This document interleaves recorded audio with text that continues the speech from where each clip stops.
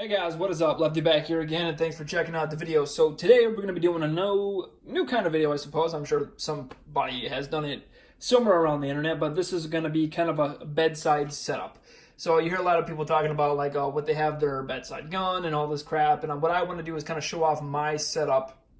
And it's going to be very similar to things that you've already seen in a sense, because I have basically three things.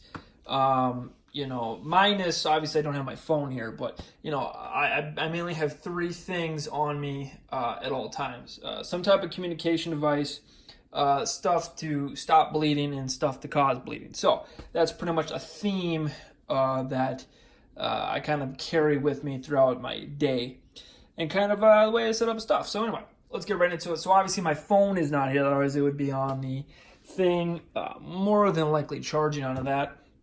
But in any case, so obviously this is kind of my carry gun that goes there, glasses if I need it, which I unfortunately do need, and then spare ammo. This is all kind of my EDC kind of setup, minus the stuff that I usually have in my pants, which is more like, other flashlight, other knife, but this is the shit you've seen before in other videos. So we're just going to go into the bedside setup. So obviously we have the carry piece there. That's going to be the closest thing. Usually what I do as well is actually take this out of the holster. Really no point to have it on the holster. It's just another thing you would have to fumble with, if you have to use your gun at the middle of the night. Now obviously one thing I do kind of like about the G-code holsters is that they do have, or at least this particular one, is they do have this. So if you actually have to get this thing off in a hurry, you can grab it and then just kind of karate chop it off as I hit the shit out of the camera. But that is kind of one nice thing about that. Obviously, for people who don't know, this other little piece of Kydex is for mounting another clip, so if you want to run two clips. But that is basically that. So that's basically kind of how it sits. Spare ammo is nearby, and then we have obviously light. Good idea for a home defense situation. This is not going to go into tactics or anything like that, but one good idea, if you believe there is somebody in your house, is actually to turn the lights on. Now, you don't want to be kind of stupid, right? So you don't want to just turn your bedroom light on, depending on how your house is set up, and now you're just illuminated your back, and now you're basically silhouetted. And now, the way light works, especially when your eyes are tired, you're not going to be able to really see into darkness, especially if you have light coming up from behind you. So you just got to be smart about certain things. If you have like a massive switch that you can turn a hallway light on and a couple other lights, the way this place is actually set up is actually pretty close to that. That's something I would recommend, but just, kind of food for thought. But otherwise, if you don't have that kind of shit, or maybe power's out, obviously sources of light is good, and obviously, multiple sources of light is even better. So, going on from that. Now, obviously, like I said, I do have EDC stuff over here, so like medical, I do have that, a tourniquet, and stuff like that. But one thing I do in here as well, I'm going to scoot the camera just a little bit back because it kind of fucked up my angle a little bit here, as I do kind of have a drawer. Now, the drawer is kind of this top one right here is kind of the support drawer, the way you want to look at it. See if I can get it into focus a little bit, or in frame rather. So obviously we have a couple of accoutrements here. So we have medical here. We have spare ammo. Pretty unlikely gonna ever have to grab this, but it's there just in case, because I'd rather have extra than not have enough, obviously. And then we have electronic hearing protection. I don't really know if these are actually really practical to put on during a home invasion type situation, but they're there if I need it, and if I do have the peace of mind to kind of do it, it is kind of it's whatever. So in the case, and here's another thing too, this is not just for me, this is for the wife, this is for potential kids, I guess, depending on how old they are too. It's gonna it's gonna depend on your the maturity of them and whether you trust them or not. One kind of thing I like is that, if your wife, girlfriend, whatever it is, or a significant other, maybe you're gay, who knows, if they want to, basically what I want to be able to do is grab my shit, especially if nobody's downstairs and I think somebody is downstairs, I can literally grab gun, whatever one I'm feeling that day, whatever the flavor of the month is, grab phone, get on 911, I have medical, I have hearing protection, I have extra ammo, and I can get behind the bed this way because the door is actually behind me. I can get on the bed on that side, fucking aim the gun at the door, and then just call the police and wait for them to get here. Because if nobody's downstairs, I ain't going downstairs, Fuck, there's nothing down there. They want the TV? Fine. Fuck, you can get like a brand new 4K TV for like $600 nowadays. Go for it. Funny thing is too, Police is actually right across the street too, so ironically they would probably get here quicker than they would actually be able to get my TV out, which is kind of funny. But anyway, that's just small details.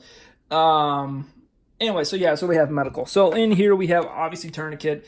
That's just whatever. And I probably should do like a little bit of like a house setup. I do have a couple tourniquets laid around the house in kind of the main areas that you would be at. So I have one in the living room and I have one in the kitchen just in case of, you know, some type of cooking accident. Because if anybody's seen me cook, I'm quite the hazard.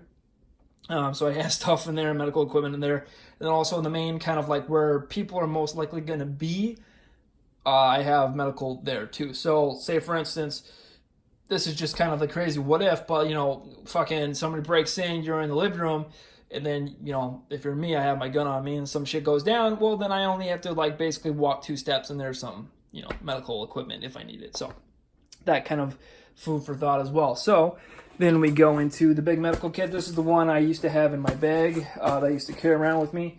It's just, you know, just kind of your standard. Oh, there's another fucking tourniquet in there. I actually didn't. I got tourniquets coming out the ass. I got some quick clot, and I have just some bandages in there. That's pretty much all I got in this one. And then I also have, I actually probably should put a little bit more pressure bandages in there just for shiggles. And then I also have a chest seal. The potential of getting an attention pneumothorax is there, but it's not something that I'm going to have to pack into here because once these start get folded and then after a couple of years go by, you know, it's kind of, you know, they lose a little bit of their stickiness and all that. So I want to make sure to keep those fuckers, you know, as clean and pristine as I can. So we go down here to the bottom one, and this is just kind of the resupply, I suppose, if you want to think of it. Honestly, it's just kind of a junk drawer at this point, but this is what I would call my resupply to my resupply, or just kind of where I keep shit. So obviously down here, you're going to see just a bunch of magazines, a couple of self-defense ammo, some more EDC stuff. In case I want to go inside the waistband, I have, you know, this little setup right there. And then I also have a cleaning kit of some sort, and then that kind of stuff. So that's pretty much it for the guns and the whatever, the medical. One thing, along with communication, that I think is actually pretty important is down over where the fucking left finger, down here. So we go down there, get this bad boy, and now we have fire extinguisher. I think this is a pretty good idea. You can get these smaller fire extinguishers or even bigger ones, depending on what. I got that for free. You know, it's just whatever. I think it's a good idea, especially the way that this location is set up. Basically, behind me, I have a hallway and stairs. The stairs is the only way to get out of the house. Do have a window there. I don't really want to jump out of it because we are on it is a 3-story fucking building. But yeah, so in order to get out to ground floor, I had to go down 3 flights of stairs or go down 1 on the 2nd story and then jump out that window if I had to, I suppose. One thing I was thinking about too, if I ever had to, the window right there that's actually letting in the light, to break that, jump down. We do have a deck, so that would be roughly a 10-foot fall, and then you'd have to jump again, another roughly 10-foot fall. You know, so I don't know. It's just kind of comical thinking you have to jump out twice to get out of a burning building. It's just kind of funny. But anyway, so yeah, that is a good idea, just in case if there is a fire at our only exit. You know, at least we can either keep the flames back or maybe get them down enough to where actually be able to get through. Because, you know, there is laundry room, there's some other crap right there. So if we do have a fire there and it's just there, we can actually, you know, hopefully fight enough to get by it and then get the fuck out. Also, a good idea to have that we do not have, which I probably will go and get, are one of those fucking ladders that you can essentially just throw out your fucking window and just climb down. Also, a good idea to have. But yeah, this is kind of an interesting topic. As I was talking, I've thought of a lot more ideas for other videos and stuff, so I actually want to save that for subsequent videos later on. So anyway, that's pretty much it. Hopefully you guys got something out of it. I think it was pretty interesting. If not informative, maybe just at least, you know, entertaining to make you think a little bit about the way you have your stuff laid out. And again, you know, whatever gun you got, it's more than enough, honestly. One thing I will advise against is having like 3 guns, like one there, one in the corner, one underneath the bed, one behind the door, or whatever the fuck. I kind of like the idea of just having one gun, either carry gun, and that's kind of your bedside gun, and maybe like a long rifle, or a long gun or something like that you can grab. The idea that you're like, as somebody's breaking in, you're thinking like, what gun should I grab? You know what I mean? I don't really think you would want to have that kind of thought processes when somebody's, kicking in your shit. Really, I'd rather have one option that I know it's a good option, grab it, and then just, do whatever. Like that's, I don't know. Like people got they got a shotgun in case they got to breach their own house or some shit. They got a rifle. They got a couple of fucking other rifles and handguns just in case they need some CQB. It's like, just get a long gun, fucking camp out and wait for them to come through the door, honestly. That's all you really got to do. But anyway, thank you guys for watching. Like I said, hope you guys got something out of it anyway. Be good.